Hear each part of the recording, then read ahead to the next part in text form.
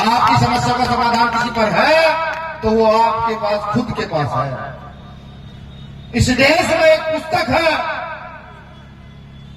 जो अधिकार देती है बाइबल को घर में रखने का और पढ़ने का, जो अधिकार देती है कुरान को घर में रखने का और पढ़ने का, जो अधिकार देती है गीता को घर में रखने का और पढ़ने का, जो हर धार्मिक पुस्तक को अधिकार देती है, उस पुस्तक का नाम है भारतीय संविधान।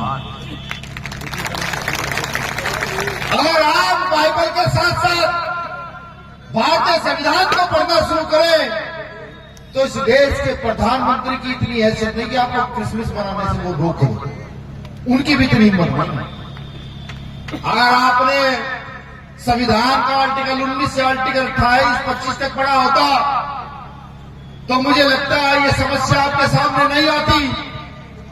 अगर आपने संविधान की प्रस्तावना को सही से समझा होता तो ये समस्या आपके सामने नहीं आती।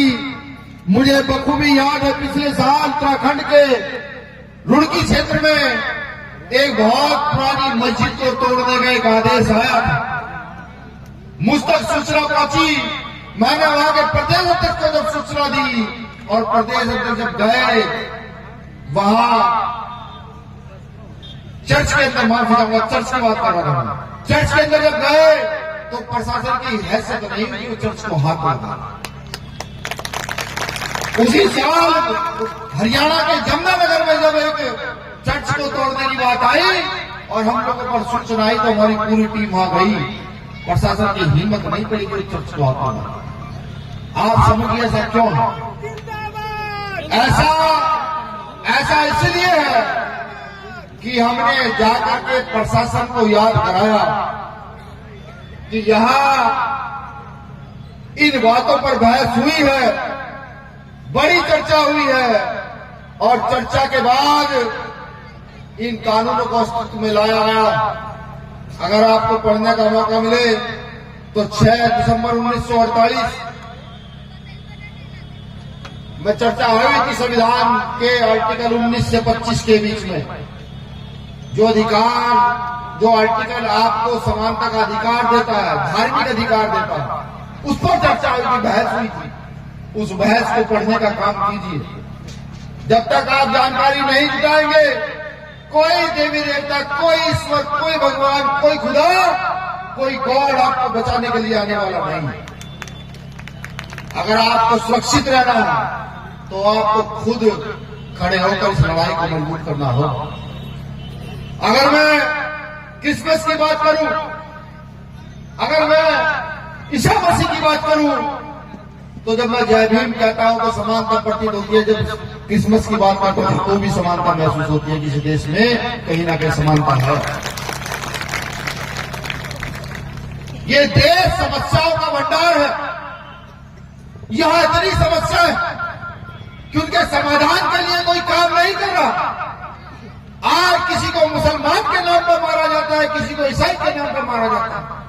लगातार मैं ये देखता हूं कि अगर ईसाई समाज के लोग चर्च में प्रार्थना कर रहे हैं, अपने ईश्वर को याद कर रहे हैं, तो भी यहाँ को सामंती ताकतों से बड़ी एनर्जी, बड़ी परेशानी है।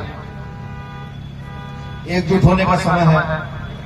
अगर आप चाहें तो आपकी समस्याओं का समाधान है, ऐसा नहीं।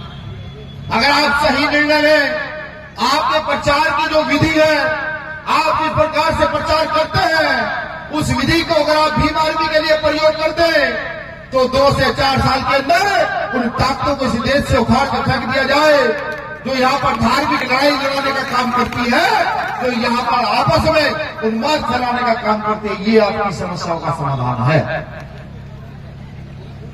यहाँ तमाम मेरे नेता बैठे हुए हैं। मैं जानता हूं कि चटकारे भय भाषण नहीं है।